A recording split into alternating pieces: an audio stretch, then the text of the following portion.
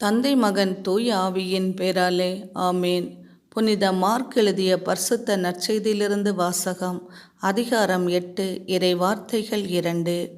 இயேசு கூறியது, நான் இம்மக்கள் கூட்டத்தின் மீது பரிவு கொள்கிறேன் என்றார். இது ஆண்டவர் வழங்கும் அருள்வாக்கு. இறைவா, உமக்கு நன்றி. விண்ணிலும் மண்ணிலும் பெரியவரே, உம்மை ஸ்தோத்தரிக்கின்றோம்.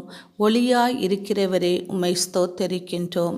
அப்பா, கருணை கடலே, உம்மை ஸ்தோத்தரிக்கின்றோம். அப்பா, ஸ்தோத்தரிக்கின்றோம்.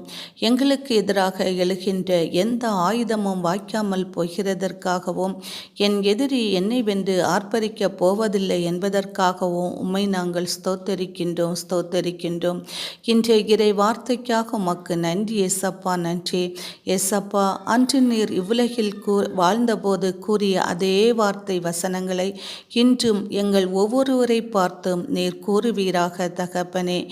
ஏசப்பா, உம்முடைய கருணையும் அன்பும் எங்கள் மீது பொழியட்டும் ஏசப்பா. உம்முடைய கருணையும் அன்பும் இல்லை என்றால் நாங்கள் ஒன்றுமில்லை ஏசப்பா. உம்முடைய இரக்கம் பெருசப்பா, உம்முடைய கருணை பெருசப்பா. உம்முடைய இரக்கமும் கருணையும் தான் எங்களை வாழ வைத்து கொண்டிருக்கிறது. திக்கற்ற பிள்ளைகளாக நீர் விடமாட்டீர் ஏசப்பா. நீரே எம்மோடு இருந்து எமக்கு எல்லாவற்றையும் செய்து முடிக்கிற உமது மேலான அன்பிற்காகவும் உம்முடைய கிருபைகளுக்காகவும் உமக்கு நன்றிகள் அப்பா. ஆமேன்.